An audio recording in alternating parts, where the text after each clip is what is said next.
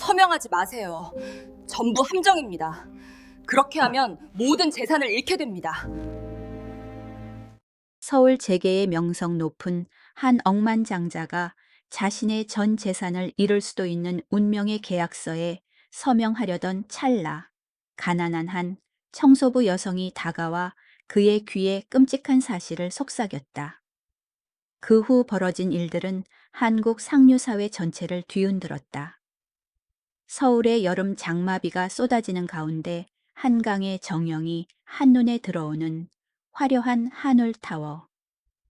123층에서 박도윤은 인생에서 가장 중요한 문턱에 서 있었다.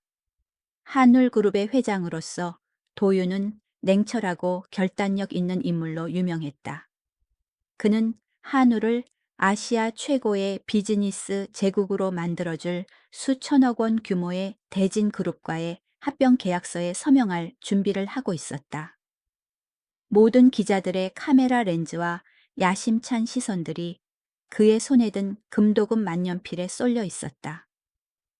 역사가 바뀌기까지 불과 몇 초 남지 않았을 때 청소 카트의 덜커덩거리는 소리가 숨 막히는 정적을 깨뜨렸다. 색이 바랜 청소부 유니폼을 입은 젊은 여성 한서연이 고개를 숙이며 방으로 들어왔다. 죄송합니다. 마지막 쓰레기 봉투만 치우고 바로 나가겠습니다.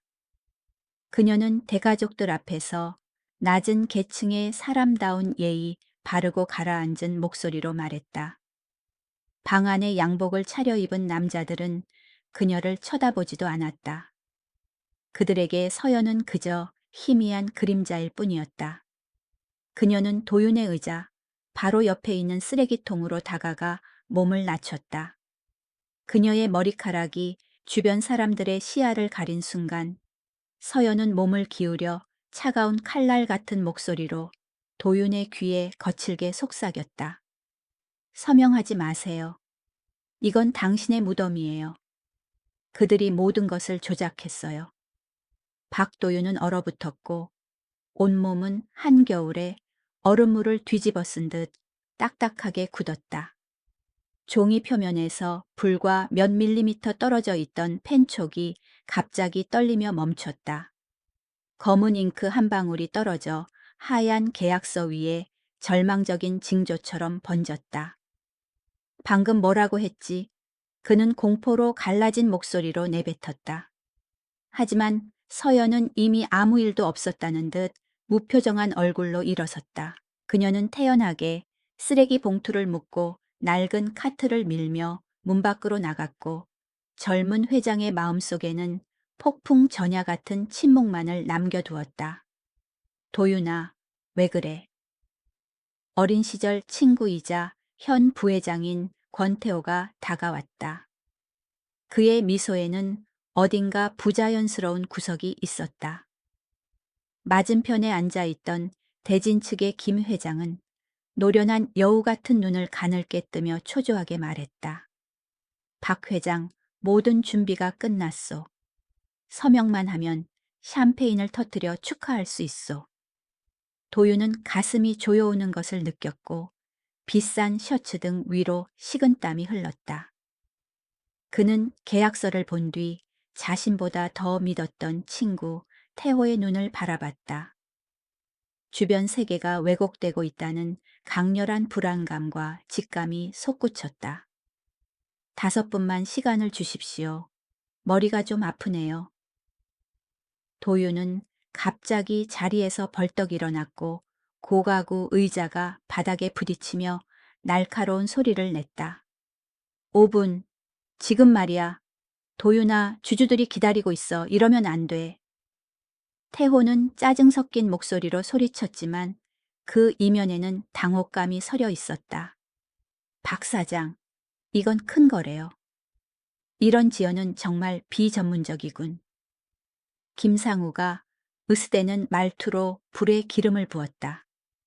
하지만 도윤에게는 아무 소리도 들리지 않았다. 그는 회의실을 빠르게 빠져나와 뒤에서 들려오는 수군거림과 계산적인 시선들을 뒤로 했다. 그는 대리석 바닥에 차가운 LED 조명이 반사되는 고요한 복도를 따라 서연의 가냘픈 뒷모습을 뒤쫓았다. 거기서 도윤은 직원 휴게실 입구 근처에서 그녀를 붙잡으며 소리쳤다.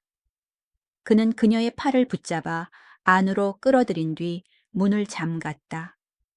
당장 설명해. 당신이 누군데 내 일에 간섭하는 거지. 만약 이게 갑구린 장난이거나 경쟁사의 음모라면 당신이 이 서울 땅에서 고개를 들고 다니지 못하게 하겠어. 서연은 건물에서 가장 권력 있는 남자의 분노 앞에 서 있었다. 그녀의 손은 여전히 검은 쓰레기 봉투를 꽉 쥐고 있었다. 전 당신들 눈에는 보이지 않는 존재일 뿐이에요. 그녀의 목소리는 떨렸지만 눈빛은 기이할 정도로 확고했다. 하지만 보이지 않는 존재들은 높은 분들이 절대 듣지 못하는 것들을 듣곤 하죠. 임원 흡연실을 청소할 때 권태호와 김 회장이 합병 직후 인천 유령 프로젝트의 수조 원대 부실 채무를 당신 이름으로 넘기는 것에 대해 논의하는 걸 들었어요. 한울은 24시간 안에 파산할 거고 그들은 그 잔해를 헐값에 사들일 거예요. 도윤은 가슴이 터질 듯 뛰며 한 걸음 뒤로 물러났다. 마음 한구석에서는 부정하고 싶었고 가장 친한 친구가 자신을 배신할 리 없다고 믿고 싶었지만 조금 전 태호의 기이한 미소가 계속해서 머릿속을 맴돌았다. 증거가 뭐야? 청소부의 말은 협상 테이블에서 한 푼의 가치도 없어. 서연은 깊게 숨을 들이마시며 유니폼 주머니에서 화면이 깨진 낡은 휴대폰을 꺼냈다. 녹음했어요. 목소리뿐만 아니라 그들이 어젯밤 파쇄기에 넣고 없애려던 기밀 문서들을 찍은 사진도 있어요. 쓰레기통에서 그것들을 다시 모았죠. 휴대폰 화면의 빛이 도윤의 창백해진 얼굴을 비췄다. 단편적인 메시지와 녹음 파일들이었지만 잔혹한 음모를 폭로하기엔 충분했다. 아무것도 가진 게 없는 이 여자가 지금 거대 제국의 생사권을 쥐고 있었다. 왜 나를 돕는 거지? 도윤은 경악 섞인 부드러워진 목소리로 물었다. 서연은 여전히 하얗게 비가 내리는 창밖을 내다봤다. 제 아버지는 당신 아버님이 살아계실 때 한울에서 일하셨어요. 아버지는 항상 한울이 양심 있는 회사라고 말씀하셨죠. 그곳이 악마들의 손에 넘어가는 걸 보고 싶지 않아요. 도윤은 눈을 감고 차가운 벽에 머리를 기댔다. 밖에서는 계약서가 마치 그가 머리를 들이밀기를 기다리는 교수대처럼 놓여 있었다. 하지만 이제 그의 손에는 다른 무기가 있었다. 그는 다시 서연을 바라봤다. 그의 눈빛은 깨어난 호랑이처럼 날카로웠다. 오늘 저녁 7시 당신이 가진 모든 것을 가지고 평창동 내 저택으로 와요. 당신 말이 사실이라면 당신은 다시는 이 빗자루를 잡지 않게 될 거야. 하지만 아니라면 당신이 서울의 햇빛을 보는 건 이번이 마지막이 될 거야. 서연은 말없이 고개를 끄덕였다. 도윤은 문을 열고 나가 옷매무새를 다듬고 포식자들이 기다리는 회의실로 위풍당당하게 걸어 들어갔다. 그들이 곧 파멸할 대상이라는 사실을 그들은 전혀 알지 못했다. 박도윤이 회의실로 돌아왔을 때 심장 박동 소리는 한울타워의 강화 유리를 때리는 빗소리보다 더 크게 들렸다.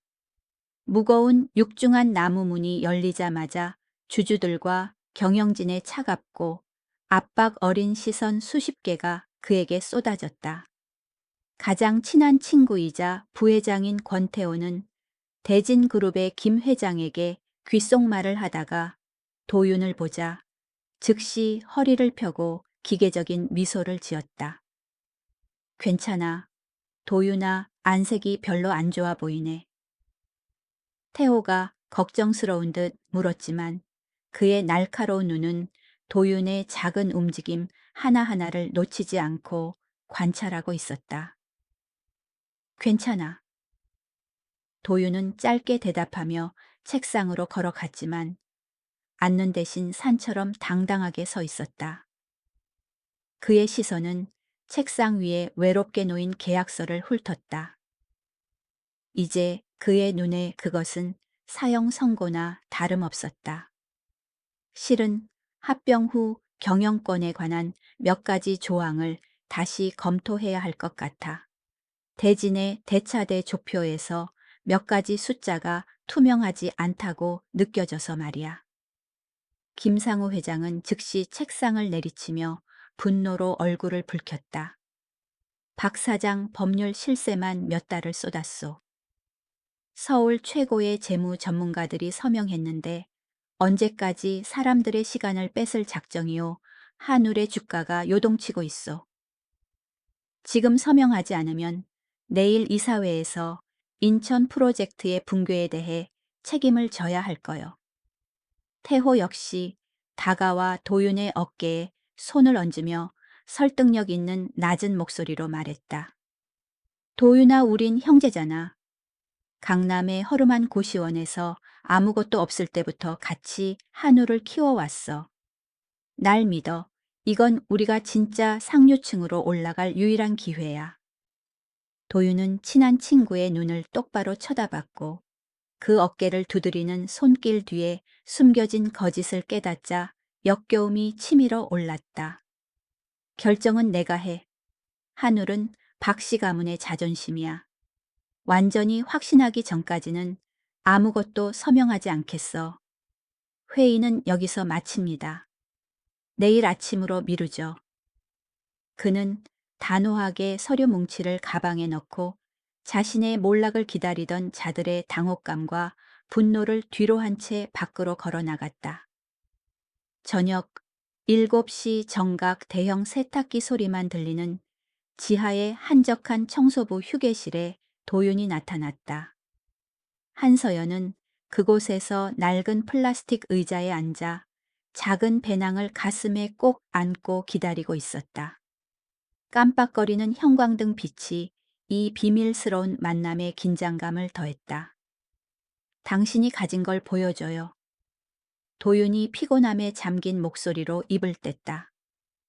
서연은 떨리는 손으로 낡은 휴대폰과 비닐봉투에 담긴 서류 뭉치를 꺼냈다. 3주 전 권태호 부회장 개인 사무실의 야간 청소를 맡았을 때 시작됐어요. 우연히 그와 한 여성 사이에 격렬한 다툼을 들었죠. 마카오 카지노의 빚을 갚기 위해 한울의 자산을 빼돌리는 것에 대해 말하고 있었어요. 도윤은 몸을 기울였고 서연이 녹음 재생 버튼을 누르자 심장이 조여왔다.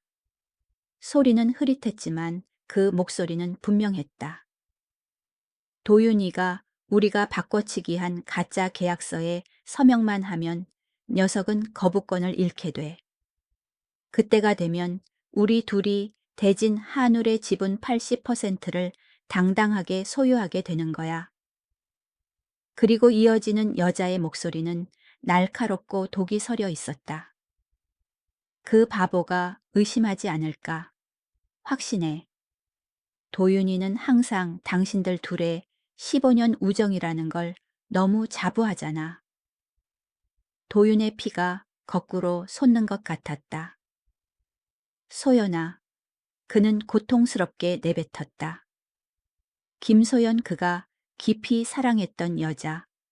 급이 맞지 않는다는 이유로 2년 전 그를 떠났던 그녀가 이제는 그의 가장 친한 친구와 손잡고 그를 나락으로 밀어 넣으려 하고 있었다. 이 이중의 배신은 그의 심장을 정면으로 찌르는 비수와 같았다. 그리고 이것도요. 서연은 서류를 찍은 사진들을 넘겼다. 당신이 든 계약서에는 당신 지분이 60%로 되어 있지만 서명 직후 금융감독위원회에 제출될 디지털 저장본의 숫자는 20%에 불과해요. 그들은 적외선 조명 아래에서 내용이 변하거나 사라지는 특수 잉크를 사용했어요. 그리고 이건 대진의 비자금에서 권태호의 스위스 은행 개인 계좌로 1,500만 달러가 이체된 기록이에요. 도윤은 자리에서 일어나 콘크리트 벽을 강하게 내리쳤고 회반죽 조각들이 떨어져 내렸다. 외외 청소부인 당신이 기업 재무 구조와 계약 트릭에 대해 이렇게 잘 아는 거지. 서연은 잠시 침묵하더니 세정제 때문에 거칠어진 자신의 손을 내려다보았다. 이 유니폼을 입기 전 서울대학교 SNU 기업재무 전공 수석이었던 한서연이었으니까요. 한국 최고의 컨설팅 회사인 천일 컨설팅의 전략 분석 전문가였죠. 도윤은 충격을 받았다.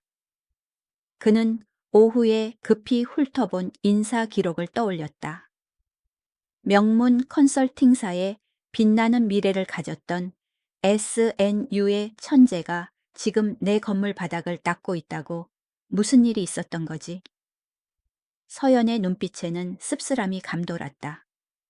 당신들의 세계는 배경 없는 사람들을 위한 자리가 없거든요. 제가 담당했던 합병 프로젝트에서 한 국회의원 아들의 부정행위를 발견했어요.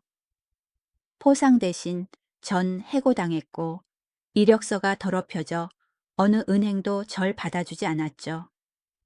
그 사이 제 여동생 지수는 아산병원에서 선천성 심장 기형으로 죽음을 기다리고 있어요. 수술비 2억 원이 필요했고 이곳의 야간 청소직만이 동생의 생명을 유지할 의료보험 혜택을 주는 유일한 곳이었어요. 그녀는 눈물을 흘리며 그를 올려다보았다. 당신을 돕는 건 제가 고결해서가 아니에요. 선량한 사람들이 심장 없는 권력자들에게 짓밟히는 게 너무 지긋지긋해서예요. 당신이 경비원이나 청소부 아주머니들을 친절하게 대하는 걸 봤어요? 당신은 그들과 달라요. 도유는 등줄기에 전율이 흐르는 것을 느꼈다. 그는 회사를 구하고 있을 뿐만 아니라 이 여자의 인생에 빚을 지고 있었다. 바로 그때 복도에서 급박한 발자국 소리와 무정이 소리가 들려왔다. 손전등 불빛이 휴게실 문틈을 훑었다. 도윤아, 안에 있어. 태호의 목소리가 들렸다. 이제 가짜 다정함은 사라지고 위험만이 가득했다. 경비원이 네가 청소부 여자애랑 여기 내려가는 걸 봤대. 일을 더 복잡하게 만들지 마. 나와서 계약서에 대해 얘기 좀 하자. 도윤은 서연을 바라보며 조용히 어두운 구석으로 물러나라고 신호를 보냈다. 그는 문을 열고 2명의 건장한 경호원과 함께 서 있는 태호와 마주했다. 나를 감시하는 건가, 태호? 태호는 코웃음을 치며 휴게실 안쪽을 경멸스럽게 쳐다봤다. 난 그저 가난한 자들이 널 속이지 못하게 지켜주려는 것뿐이야. 네가 너무 예민해졌어. 가자 소연이가 강남 식당에서 조기 서명 축하 파티를 하려고 기다리고 있어. 도윤은 옛 친구의 눈을 깊이 들여다보며 입가에 차가운 미소를 띄웠다. 그래, 그녀를 만나러 가야지. 내일 아침 회의실에서 2사람을 위해 준비한 깜짝 선물이 있어. 그리고 태호야. 오늘 밤을 마음껏 즐겨둬. 내일부터 너에게 서울의 하늘은 더 이상 푸르지 않을 테니까. 도윤은 위풍당당하고 권위 있게 걸어 나갔고 태호는 극심한 혼란에 빠졌다. 그는 자신이 생사결단에 들어서고 있음을 알았지만 이번에는 혼자가 아니었다. 그에게는 진실이 있었고 청소부 옷 속에 몸을 숨긴 채 판 전체를 뒤집어줄 천재적인 군사가 곁에 있었다. 강남의 마천루 너머로 짙은 보랏빛 노을이 지고 있었지만 하늘타워 123층 집무실 안의 공기는 서리보다 더 차가웠다.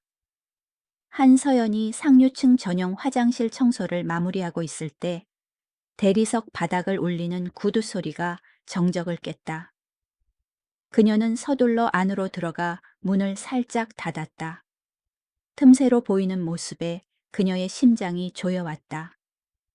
권태호가 명품으로 치장한 우아한 여성과 함께 걷고 있었다. 바로 도윤의 전 연인이자 독사 같은 숨결을 가진 김소연이었다. 그 청소부 여자애가 확실해. 소연이 경멸 가득한 날카로운 목소리로 물었다. 확실해. 도윤이가 이상한 행동을 보이자마자 카메라를 확인하고 뒷조사를 했지. 이지은 아니 한서연. SNU 출신의 전직 재무천재. 바닥이나 닦기엔 너무 똑똑한 여자지. 태호가 복도 어둠 속에서 일그러진 얼굴로 으르렁거렸다. 오늘 도윤이가 부속 조항에 대해 따지기 시작했어. 우리가 먼저 손 쓰지 않으면 수조 원대의 이득이 날아가 버릴 거야. 소연은 차갑게 비웃었다. 그럼 그 애를 없애버려. 먼지 하나가 우리 파티를 망치게 두지 마. 걱정 마. 서울에서 가장 수치스럽게 사라지게 해줄 테니. 서연은 비명을 막기 위해 입을 꽉 막았다.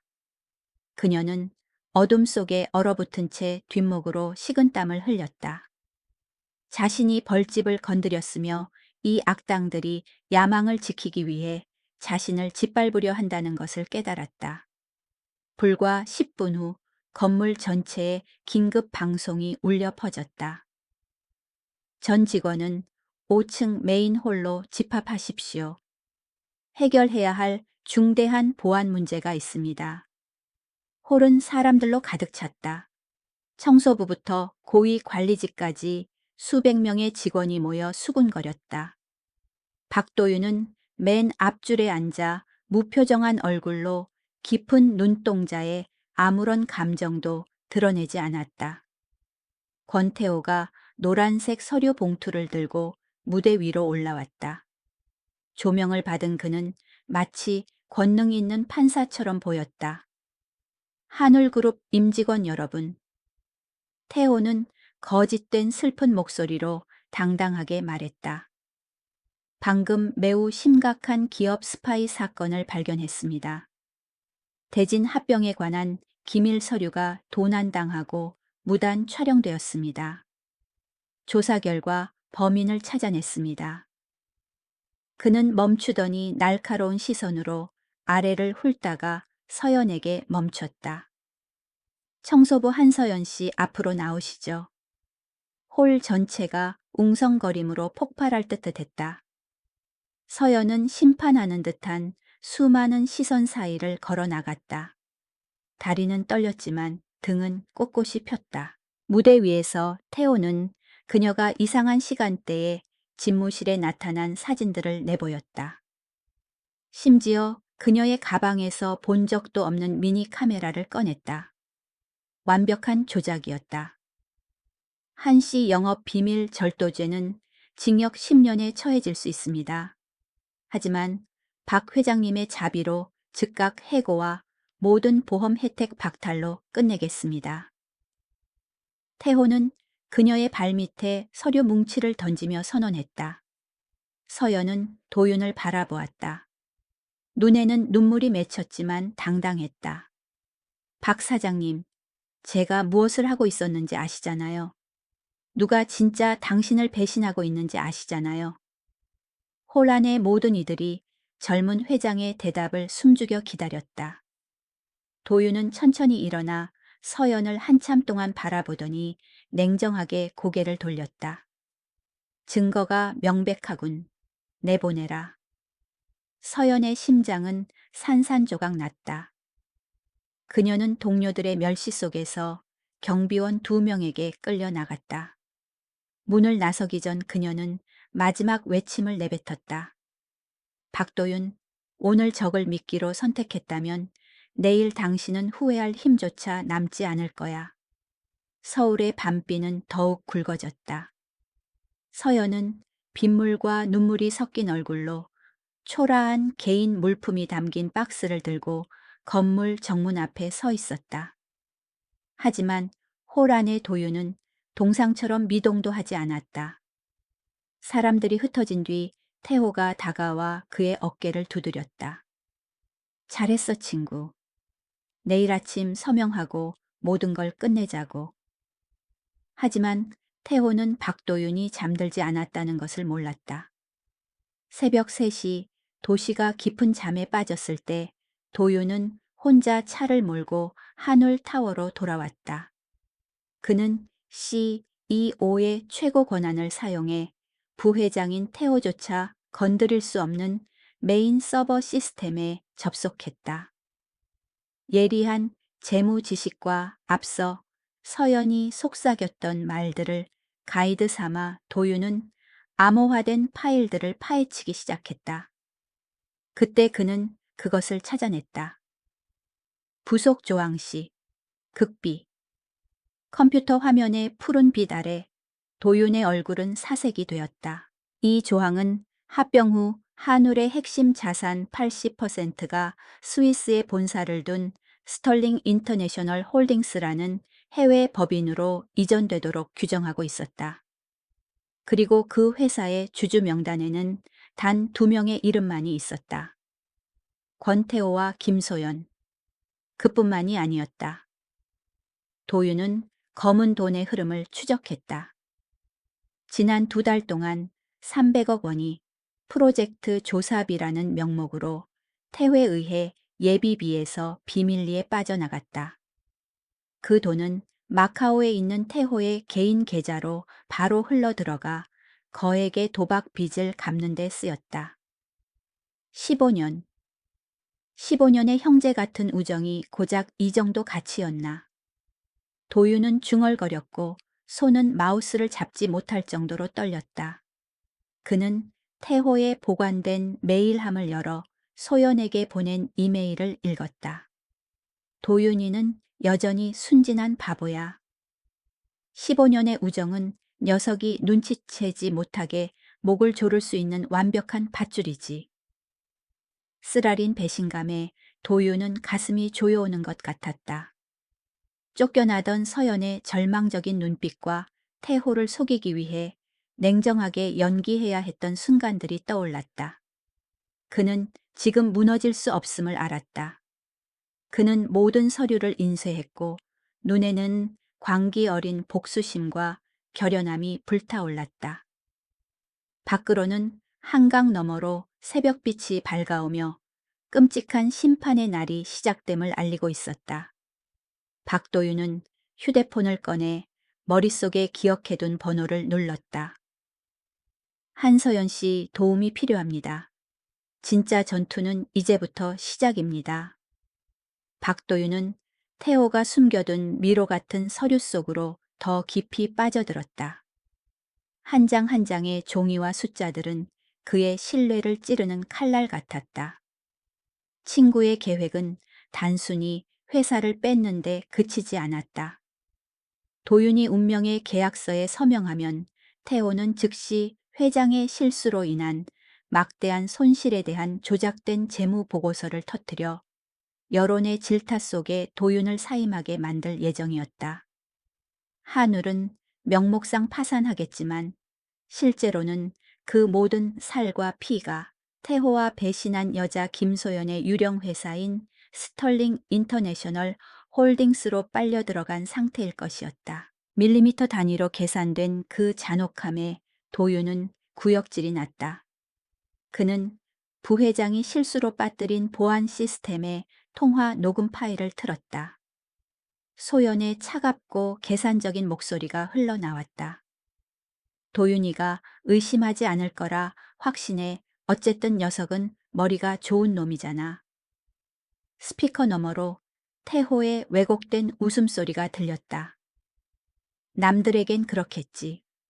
하지만 나한테 녀석은 정에 휘둘리는 바보일 뿐이야.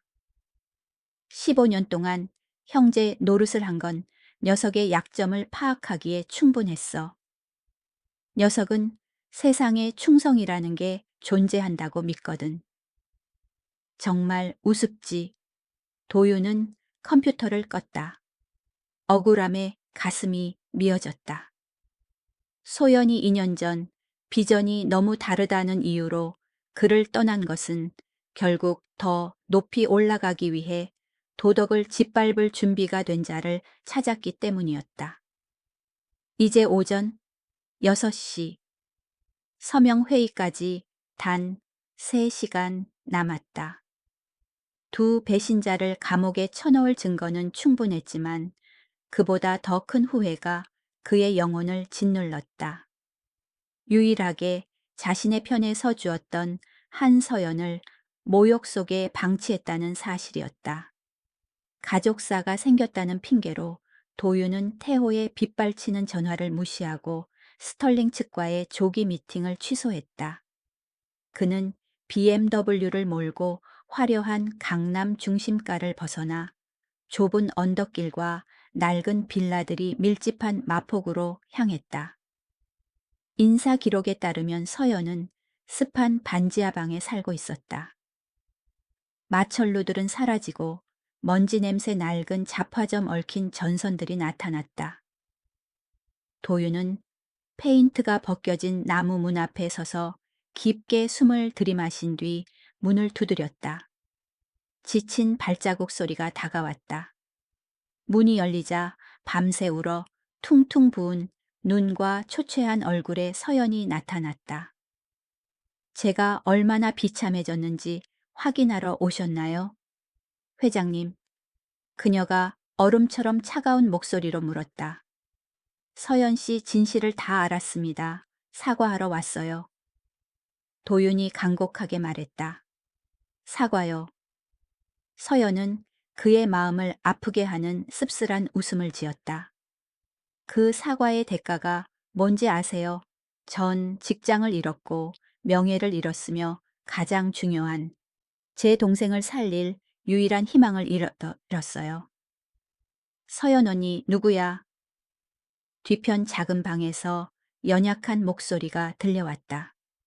도윤은 창백하다 못해 겁이 날 정도의 얼굴을 한 젊은 여자가 벽을 짚고 간신히 서 있는 것을 보았다. 한지수였다. 소녀의 맑은 눈망울에는 심장병 말기 환자의 깊은 피로가 서려 있었다. 민호는 가슴에 커다란 바위가 얹힌 것 같았다. 서연은 동생의 약값을 위해 모든 것을 감수하고 바닥을 닦으며 고개를 숙였는데 그녀가 목숨을 구해준 자신은 가장 절망적인 순간에 그녀의 모든 것을 빼앗아 버린 것이었다. 언니가 그분은 좋은 상사라고 했잖아. 지수는 심한 기침이 터져 나오기 전 가느다란 목소리로 말했고 서연은 서둘러 동생을 부축하러 달려갔다. 매트리스 2개가 겨우 들어가는 좁은 방에서 도윤은 흙수저들의 처절한 현실을 목도했다. 그는 자매 옆에 무릎을 꿇었다. 그의 위치에 있는 사람 중 누구도 해본 적 없는 행동이었다. 서연 씨 오늘 당장 지수의 수술비 2억 원 전액을 지불하겠습니다. 적선이 아니라 은혜를 갚는 겁니다. 저를 도와주세요. 당신의 삶을 망치고 하마터면 저까지 파멸시킬 뻔한 그 자들을 응징할 수 있게 도와주세요. 서연은 그를 바라보았다. 그녀의 눈은 증오와 마지막 희망 사이에서 흔들렸다. 왜 당신을 다시 믿어야 하죠? 당신은 청소부 대신 친한 친구를 믿기로 했었잖아요. 이제 당신을 청소부로 보지 않으니까요. 도윤은 결연한 눈빛으로 확언했다. 제 눈에는 이 판을 뒤집어줄 SNU의 천재 한서연이 보입니다. 오늘 오전 9시 한울 회의실에 청소부 유니폼이 아니라 나의 새로운 재무이사씨 FO로서 나타나 주십시오. 더 이상 잃을 게 없는 자가 일어섰을 때 그 힘이 얼마나 무서운지 그들에게 보여줍시다. 서연은 침묵하며 동생의 가냘픈 손을 꼭 잡았다. 긴 침묵이 이어졌고 시계 초침 소리만이 심판의 시간이 다가옴을 알렸다. 마침내 그녀가 고개를 들었다. 눈빛은 용광로에서 다시 재련된 검처럼 날카로웠다. 좋아요. 돕겠어요. 하지만 기억하세요. 박도윤 씨 만약 이 믿음을 다시 배신한다면 당신을 지옥으로 보내는 마지막 사람은 제가 될 거예요. 반지하 방의 작은 창문 사이로 눈부신 새벽빛이 쏟아져 들어오며 몰락했던 억만장자와 비범한 청소부 여자 사이에 불가능해 보였던 동맹의 시작을 알렸다. 서울 최대의 전투가 시작되려 하고 있었고 한울 타워 꼭대기에서 자축하던 자들은 시면의 밑바닥에서 치솟는 분노가 그들을 휩쓸기 위해 다가오고 있다는 사실을 전혀 알지 못했다. 그 후 며칠 동안 박도윤은 숨 막히는 심리전의 연속을 겪었다. 그는 국제시장의 환율 변동을 검토해야 한다는 핑계로 대진그룹과의 서명식을 무기한 연기했다. 권태호는 초조함을 드러내며 오랜 우정을 내세워 압박했지만 도윤은 신비로운 미소로 응수할 뿐이었다.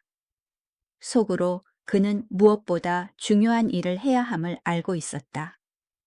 한지수를 구하고 자신을 버리지 않은 유일한 여자의 신뢰를 되찾는 일이었다. 도윤은 서연이 자존심 때문에 자신의 직접적인 도움을 절대 받지 않을 것임을 알았다. 그래서 그는 지수가 치료받고 있는 서울 아산병 원장에게 조용히 연락했다.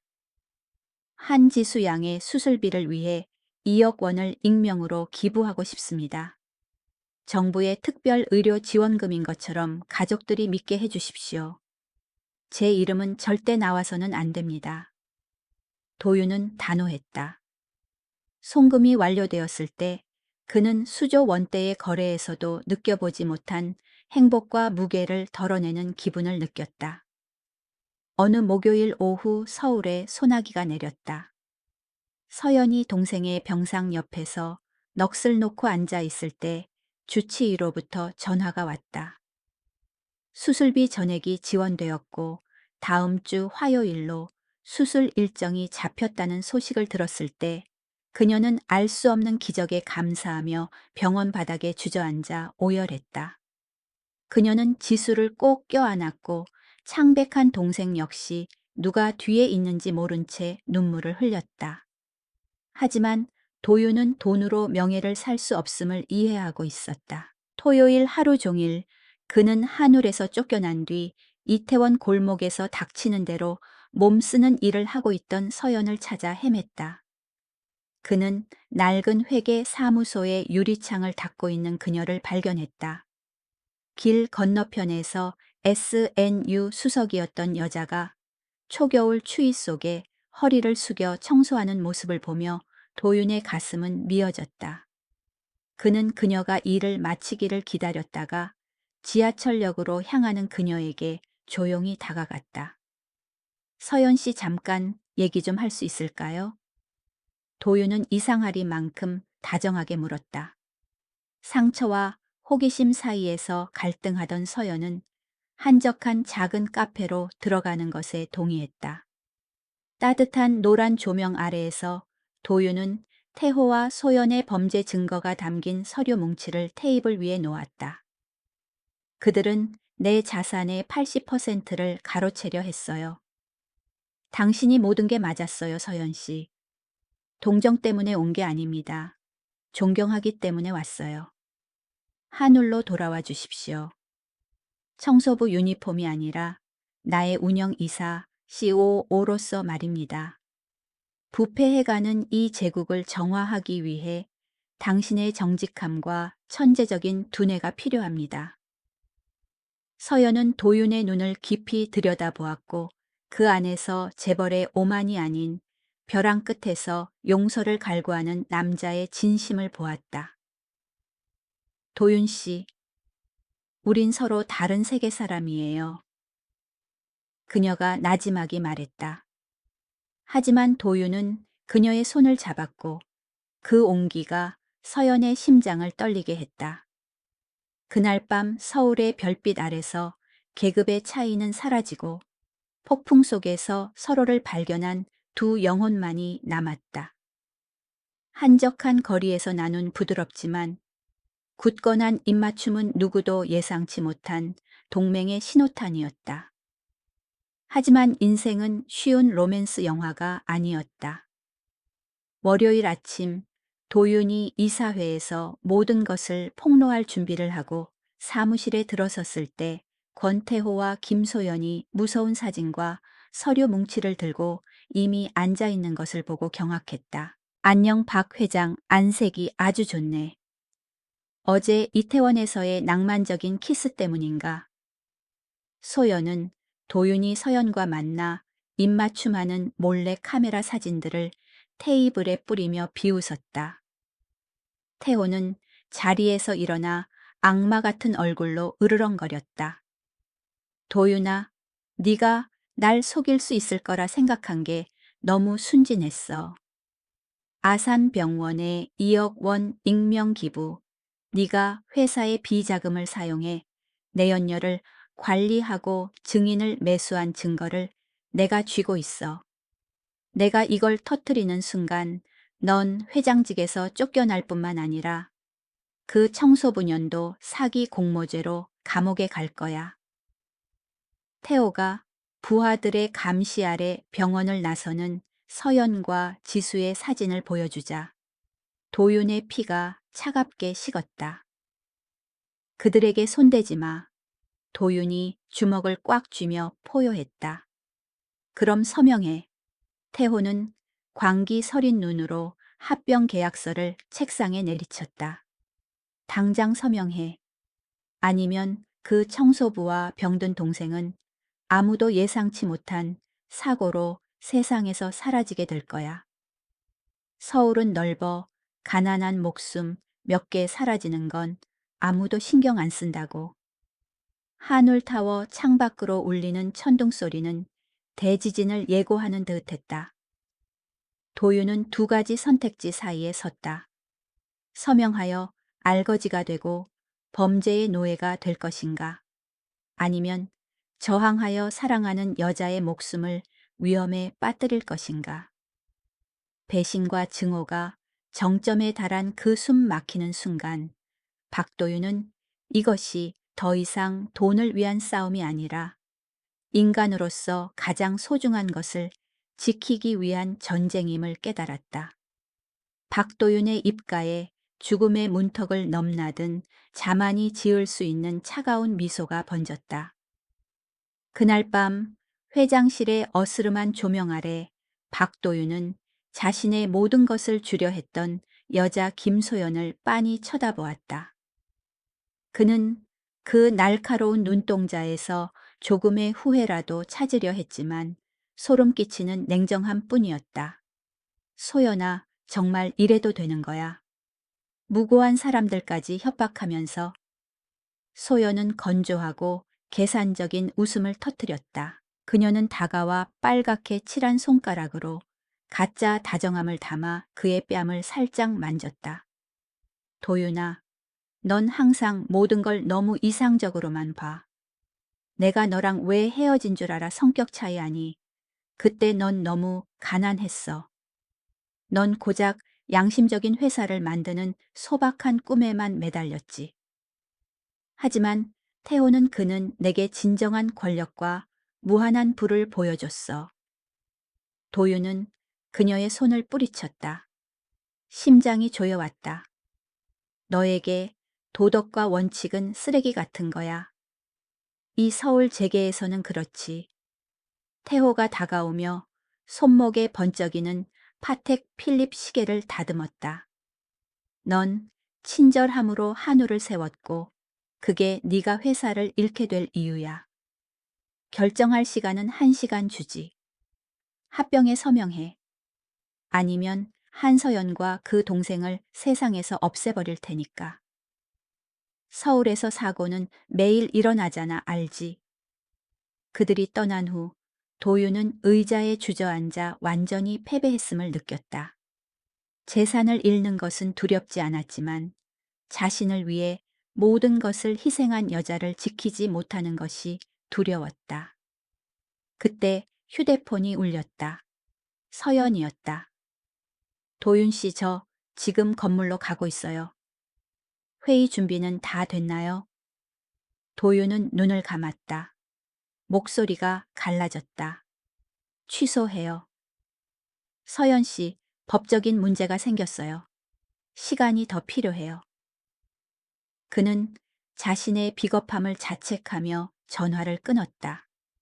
하지만 그는 SNU의 천재 한서연이 쉽게 포기할 사람이 아니라는 것을 몰랐다. 한울타워 로비에 서 있던 그녀는 그의 목소리에서 이상함을 감지했다. 전직 청소부였던 지식으로 그녀는 아직 바뀌지 않은 모든 비밀 통로와 암호들을 알고 있었다. 그날 밤 그녀는 기술 터널을 통해 태호의 사무실로 몰래 들어갔다. 그의 서류함에서 그녀는 조작된 서류보다 더 끔찍한 것을 발견했다. 태호가 검은 협상을 기록하기 위해 사용하던 녹음기였다. 서연은 떨리는 손으로 재생 버튼을 눌렀다. 태호의 목소리가 선명하게 흘러나왔다. 도윤이는 서명하게 될 거야. 그 청소부년의 목숨이 우리 손에 달려 있으니까. 동생을 죽이겠다고 협박하면 그 바보는 한우를 통째로 바칠 거야. 화요일 오전 6시. 서연은 마포에 있는 도윤의 아파트를 찾아갔다. 그는 잠을 자지 못해 최초한 모습으로 문을 열었다. 당신이 왜 물러서려 했는지 알아요? 서연은 녹음 파일이 담긴 휴대폰을 들어 보이며 말했다. 태호는 인생 최대의 실수를 저질렀어요. 자신의 범죄를 직접 녹음한 거죠. 이제 두려워하지 마요, 도윤 씨. 오늘 이 악몽을 끝내요. 오후 2시 정각 한울 타워홀은 주주들과 기자들로 가득 찼다. 권태호와 김소연은 맨 앞줄에 앉아 승리감에 도취한 미소를 짓고 있었다. 도윤은 단상에 올라 깊게 숨을 들이마셨다. 여러분, 오늘 저는 합병에 대해 발표하지 않습니다. 대신 한울의 신임 운영 이사씨 오오 한서연 씨를 소개하고자 합니다. 호란이 웅성거렸다. 태호가 벌떡 일어났다. 미쳤어, 도윤아. 저 여자는 도둑. 여기서 유일한 도둑은 당신이야, 최태호. 서연이 우아한 정장 차림으로 여장부의 위엄을 뽐내며 무대로 올라왔다. 그녀는 프로젝터를 켜고 스위스로 송금된 비자금 지도와 유령 계약서들을 낱낱이 공개했다. 그리고 절정의 순간 인명을 위협하는 태호의 녹음 목소리가 화려한 홀에 울려 퍼졌다. 태호의 얼굴은 사색이 되었고 무대로 뛰어오르려 했지만 서울 경찰청 소속 김 형사가 기동대원들과 함께 나타났다. 권태호, 김소연, 당신들을 금융사기 문서 위조 및 공갈 협박 혐의로 체포합니다. 전 직원의 우레와 같은 박수 소리 속에서 수갑 차는 소리가 들렸다. 승현과 소연은 자신들이 청소부라고 멸시했던 여자의 발치에서 처절한 굴욕 속에 압송되었다. 그들의 화려한 꿈은 물거품이 되어 사라졌다. 참고 원문에 갑자기 등장한 이름, 승현은 문맥상 태호를 지칭하는 것으로 보임 3개월 후 가을 바람이 남산 공원을 노랗게 물들였을 때 도윤은 N 서울타워 아래에서 서연의 손을 잡고 산책하고 있었다. 지수의 수술은 대성공이었고 소녀는 이제 건강한 심장으로 마음껏 뛰어놀 수 있게 되었다. 서울의 낭만적인 노을 아래서 도윤은 무릎을 꿇고 눈부신 다이아몬드 반지를 꺼냈다. 서연 씨, 당신은 용감한 청소부로 내 삶에 들어와 나의 은인 파트너, 그리고 유일한 사랑이 되었어요. 저와 결혼해 주겠습니까? 서연은 행복의 눈물을 흘리며 고개를 끄덕였다. 얼마 후 서울 식물원에서 동화 같은 결혼식이 열렸다. PT 도중 서연은 남편의 귀에 세상에서 가장 멋진 비밀을 속삭였다. 도윤 씨, 나 임신했어요. 6주째예요. 도윤은 벅찬 행복에 아내를 번쩍 들어올려 꽃바람 속에서 빙글빙글 돌았다. 억만장자와 청소부의 이야기는 희망찬 새로운 장으로 끝을 맺었다. 사회 밑바닥에 보이지 않는 존재에서 시작해 그들은 돈이 아닌 정직과 진실한 사랑으로 세워진 제국을 함께 만들어 나갔다. 도윤과 서연의 비범한 여정에 대해 어떻게 생각하시나요? 냉혹한 세상에서 친절함은 항상 승리할까요? 아래에 의견을 남겨주시고 이 이야기의 평점을 0점에서 10점 사이로 매겨주세요. 들어주셔서 감사합니다.